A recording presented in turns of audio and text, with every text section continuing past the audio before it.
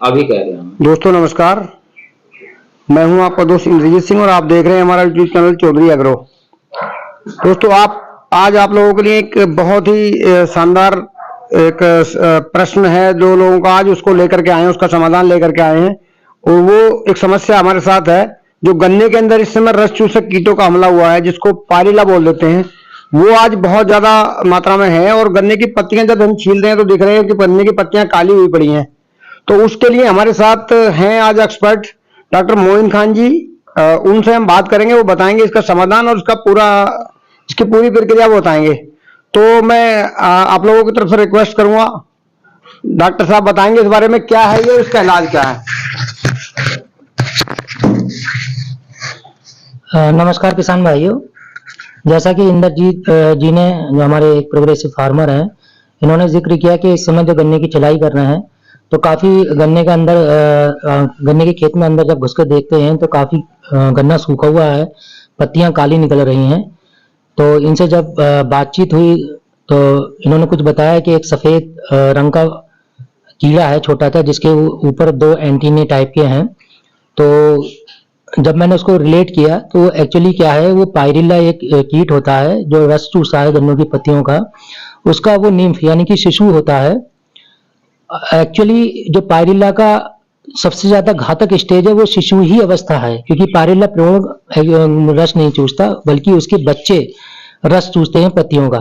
और जब वो पत्तियों का रस चूसते हैं उसके साथ में वो स्क्रेटा को सिक्रेट करते हैं। स्क्रेटा मतलब यानी कि जो टॉयलेट करते हैं, उसको नेक्टर भी बोलते हैं।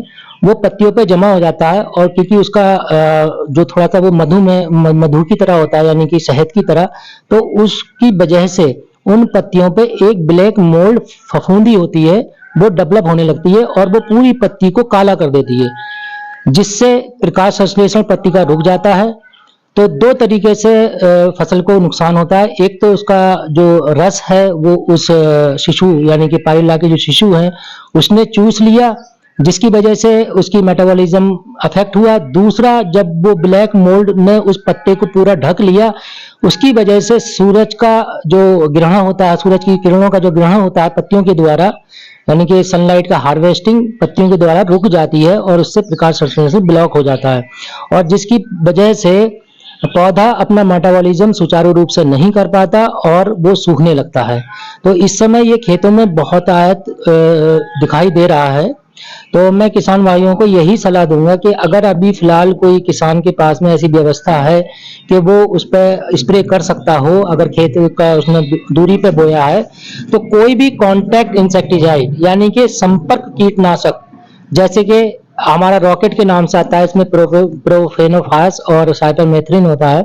आप इसका 1 ml दवा 1 लीटर पानी में मिला करके, और आप खेत के अनुसार आप देख लीजिए कितना पानी लगेगा, उतना पानी ले करके आप उसकी पत्तियों पे स्प्रे कर दिए ताकि ये कीट मर जाए और आपकी फसल बच जाए।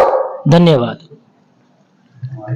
दोस्तों ये समस्या का समाधान आप लोगों को मिल चुका है। आप लोग जितना भी संभव हो सकता है कर सकते हैं। तो आपकी जो अगली जो पौधा है आप जो अब आगे ले जाने वाले हैं, इसको आप बुआई भी करेंगे या जैसे आप इन पत्तियों को आप पशुओं को खिलाते हैं तो उससे भी आप बच सकते हैं। तो फिर मिलते हैं आपको अगली वीडियो में, तब तक के लिए नमस्कार, धन्यवाद।